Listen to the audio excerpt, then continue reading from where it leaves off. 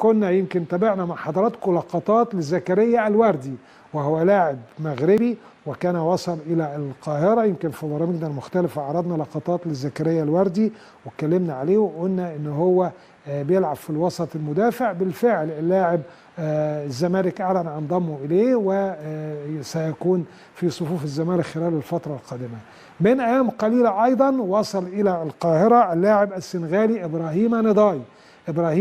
لاعب. نشوف بعض اللقطات لمحسن متولي النجم المتألق وهو بينضم لنادي أهلي طرابلس. على فكرة أهلي طرابلس الليبي بيلبس نفس الفانيلا اللي بيلبسها الرجاء، الفانيلا الخضراء. دي لقطات لمحسن متولي لما كان في الرجاء، كلها بتبين شعبيته وارتباطه بالجماهير ومهاراته العالية، وعنده قدرة على المراوغة رائعة، وعنده كمان صفة القيادة. هو يقود دايما الفرق اللي بيشرف عليها او اللي بيكون كابتن ليها بشكل جيد، وشفناه وهو مع الوداد، وزي ما قلت لاعب مؤثر ومميز. محسن متولي التعاقد معاه لمدة موسم واحد بس، مقابل كام؟ 350 ألف دولار، يعني حوالي 7 مليون جنيه.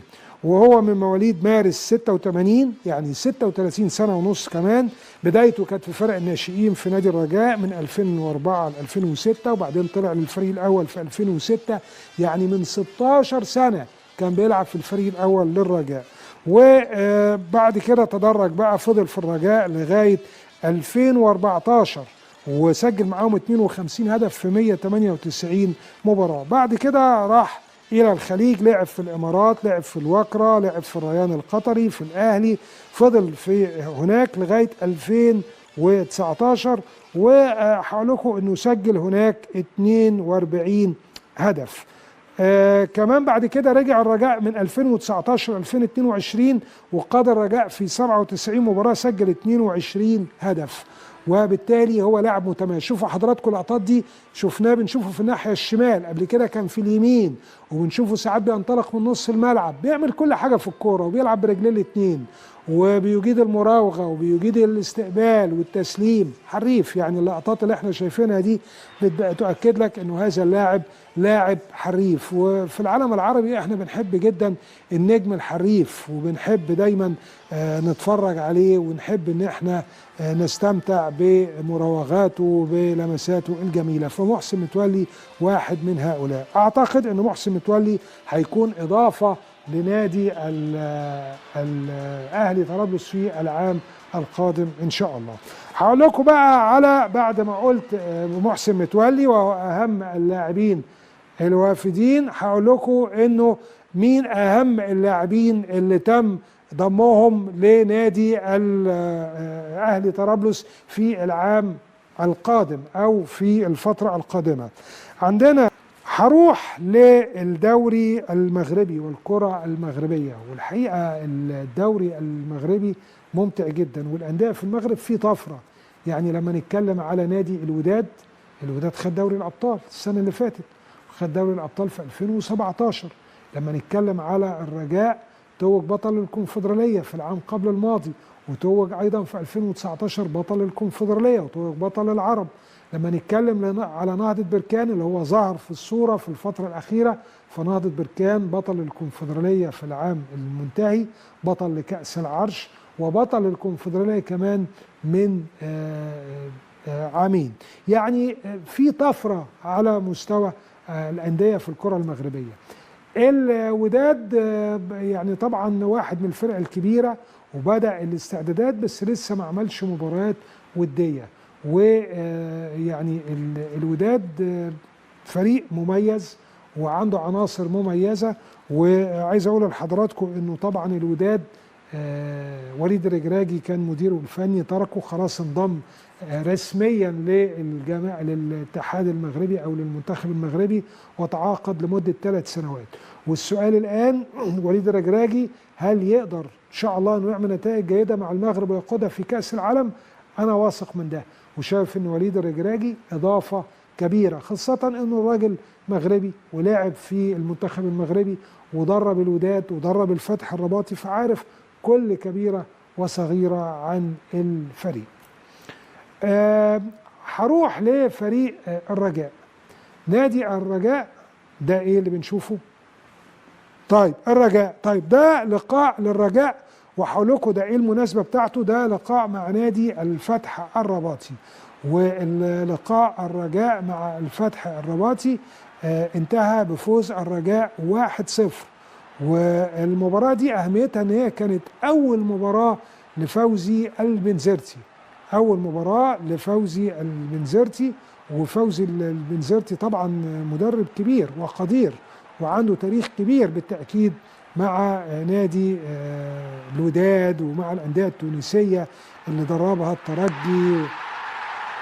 الترجي والأفريقي والنجم الساحلي، ودرب منتخب ليبيا ودرب أندية كثيرة ومنتخبات، ولقى معاها الحقيقة إمكانيات ممتازة جدا. دي عفوا دي هقول لكم. طيب دي مباراة قديمة للرجاء، في مباراة حديثة بس ما يجراش حاجة يعني دي إحدى المباريات القديمة للرجاء، لكن هنشوف كمان مباراة حديثة للرجاء لعبها مع الفتح وانتهت 1-0 لصالح الرجاء. واحنا بنتكلم على فريق كبير زي فريق الرجاء ومدرب كبير زي البنزرتي. يا ريت نجهز كمان بالفيديو الآخر للرجاء ومباراته مع نادي الفتح الرباطي. والمباراة مباراة الرجاء والفتح الرباطي انتهت بفوز الرجاء 1-0. وزي ما قلت لحضراتكم أهميتها ان كانت ايوه هي دي. شكرا طاقم العمل. ادي ملعب اهو الفتح، وكنا عملنا عليه روبورتاج لو تفتكروا لما الزمالك كان لاعب الفتح الرباطي في 2015، وكان على هامش لقائهم في الكونفدرالية، وكان في لقاء كمان الأهلي والمغرب التطواني، قناة النيل كانت موجودة هناك، كان معايا الزميل محمد عفيفي مشرف على القناة في هذا الوقت. ادي هدف الفوز لنادي الرجاء فاز، والهدف كان لسفيان بن جديدة. والرجاء لعب المباراة في ملعب الفتح الرباطي في الرباط، يعني كان المهم في هذه المباراة تحقيق نتيجة جيدة رغم ان هي ودي.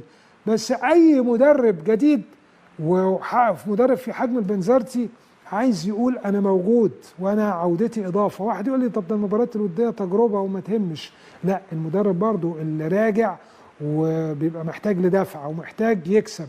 والفتح من الأندية الكبيرة، يعني الفتح نادي كبير ومن الخمسة الكبار، يعني أحط كمان أنا مع الثلاث فرق اللي هم الرجاء والوداد ونهضة بركان، أحط معاهم الجيش الملكي وأحط معاهم الفتح. الأندية دي في الصورة في الفترة الأخيرة. وفي أندية أخرى ممتازة، الدفاع الحسني من الفرق الكبيرة أيضا وفريق مميز. كان في اتحاد طنجة بس مستواه تراجع، كان في تطواني بس مستواه تراجع في الفترة الأخيرة، كان في الكوكب المراكشي، النادي الفاسي.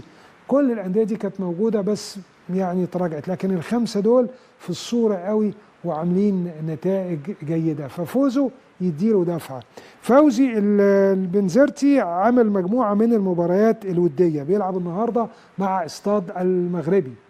وفوزي البنزرتي طبعا يهمه يلعب مباريات عشان يتعرف على كل العناصر الجديدة والعناصر اللي ضمها نادي الرجاء. هقول لكم العناصر اللي ضمها نادي الرجاء أو أهمها: في لاعب اسمه فورسي، في عبد الرؤوف بن غيث، في وليد الصبار، في بوزوق، في الحارس مرياح برضو حارس مميز جدا.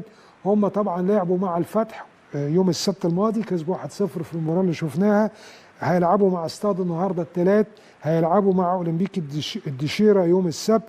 وطبعا زي ما قلت لحضراتكم انه الرجاء السنه دي بيلعب في دوري الابطال. الرجاء واحد من الفرق الكبيره، كان ضاع منه الدوري، ضاع منه الكاس، ضاع منه المسابقات اللي دخل فيها الدوري والكاس ودوري الابطال، فيهمه. والسنه اللي فاتت كان راح وهم يعني خلاص في حاله صعبه جدا، ورغم كده طلع بيهم للمركز السابع. هو بيستعد بشكل جيد وهو بيقود الفريق وبيعمل مجموعه من المباريات الوديه استعدادا للموسم الجديد. طارق مصطفى بيتولى تدريب نادي اولمبيك اسفي، وزي ما قلت لحضراتكم بدا الاستعداد مبكرا، عمل معسكر في مدينه مراكش والمشكله الكبيره اللي بتقابل طارق مصطفى انه عمل انتدابات او صفقات كثيره، فمحتاج لمباريات كثيره، وفي لعيبه متميزين من عنده مشوا، فلازم يجرب اللعيبه الجدد، ولازم يختار افضل تشكيله قبل الموسم ما يبدا. طارق مصطفى عمل معسكره في مدينه مراكش، وعمل مجموعه من المباريات، كسب جيبوتي، منتخب جيبوتي امس 4-1، نتيجه كويسه. فاز على اولمبيك مراكش 2-1، وخسر من اولمبيك خريبكا اللي هو امامكم 2-1. اولمبيك خريبكا واحد من الفرق برضو اللي ليها تاريخ واسم في المغرب، واولمبيك خريبكا طبعا فريق جيد المستوى. هقول لكم برضو اهم العناصر بس لما نتفرج على المباراه اللي ضمها كابتن طارق مصطفى واعتماده عليها في الموسم القادم ان شاء الله. ادي لقطات من المباراه. طبعا اولمبيك اسفي مش بشعبيه الرجاء او الوداد او يعني الفرق الكبيره او الجيش الملكي، ولكن يعني فريق مجتهد وفريق مميز وبيعمل نتائج جيده، وهو زي ما قلت لحضراتكم خسر هذه المباراه 2-1، ولكن دي كرة القدم انت بتتعرف من خلالها على عناصر القوة والضعف في فرقتك. هقول لكم العناصر اللي ضمها طارق مصطفى. ضم لاعب من مالي بيلعب جناح، يعني ممكن يلعب في الوسط ويكمل، او ممكن يلعب جناح يعني يبقى اذا كان بيلعب مثلا بثلاثة فراودة يبقى هو ناحية اليمين او الشمال، واسمه عبد الله ديارة. وضم كمان طارق مصطفى لاعب تاني من مالي مهاجم واسمه شيخة سماكي. وضم لاعب اسمه محمد الروحي لاعب وسط. وضم من مالي لاعب اسمه دوريسا ديارة. وضم كمان صلاح الدين السعداوي ده كان لاعب في نادي الرجاء وكان لاعب كويس، اعتقد هيبقى اضافه ليه. وضم محمد المرابط وضم محمد العبدي. عناصر جيده لكن محتاجه مزيد من المباريات. طارق مصطفى واجهه مشرفه لينا وبيشرفنا وعنده شعبيه كبيره في المغرب.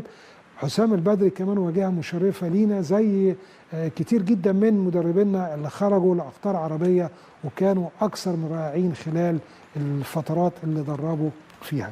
كل التوفيق للكرة العربية. حاولنا خلال هذه الحلقة ان احنا نلقي الاضواء على استعدادات الفرق العربية واهم انتداباتها او صفقاتها للموسم الجديد. يا رب تكون الحلقة عجبتكم. بالتوفيق لكل الفرق العربية. بشكر حضراتكم اللي ما تابعناش